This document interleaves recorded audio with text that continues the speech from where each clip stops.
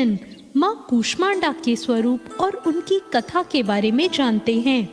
नवरात्र का चौथा दिन माँ कूष्मांडा को समर्पित है। माँ कूष्मांडा को अष्टभुजा देवी आदिशक्ति स्वरूपा के नाम से जाना जाता है।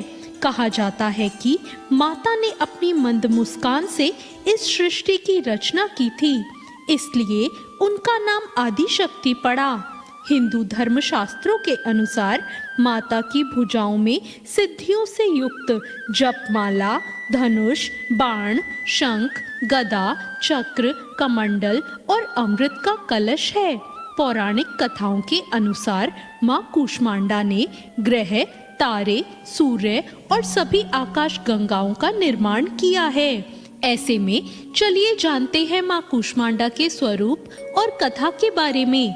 माँ कूष्मांडा की 8 भुजाएं हैं, इसलिए इन्हें अष्टभुजा भी कहा जाता है। इनके 7 हाथों में कमंडल, धनुष, बाण, कमल पुष्प, अमृत कलश, चक्र तथा गदा है। वहीं 8वें हाथ में सभी सिद्धियों और निधियों को देने वाली जप माला है।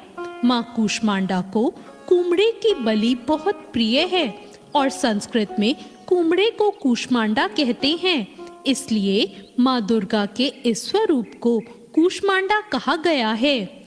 हिंदू धर्म शास्त्रों के अनुसार कूष्मांडा का मतलब कुमड़ा है। कुमड़े को कूष्मांडा के नाम से भी जाना जाता है, इसलिए माँ जगदम्बे के चौथे स्वरूप का नाम कूष्मांडा पड़ा। इन देवी का अवतरण असुरों का संहार करने के लिए हुआ था। वही माना जाता है कि जब इस संसार का अस्तित्व नहीं था और चारों ओर अंधेरा छाया हुआ था, तब इस सृष्टि को उत्पन्न करने के कारण देवी के चौथे स्वरूप को माँ कूष्मांडा के नाम से जाना गया। इसी कारण माँ कूष्मांडा को ही आदि स्वरूपा कहा गया है। पौराणिक कथाओं के अनुसार देवी कूष्मांडा के शरीर की चमक सूर्य के समान है।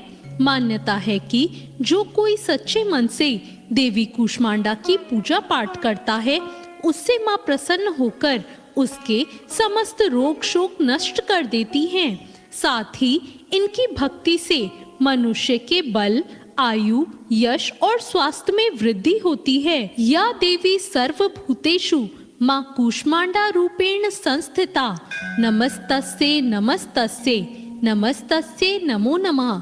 तो ये था माँ कूष्मांडा का स्वरूप और उनकी कथा।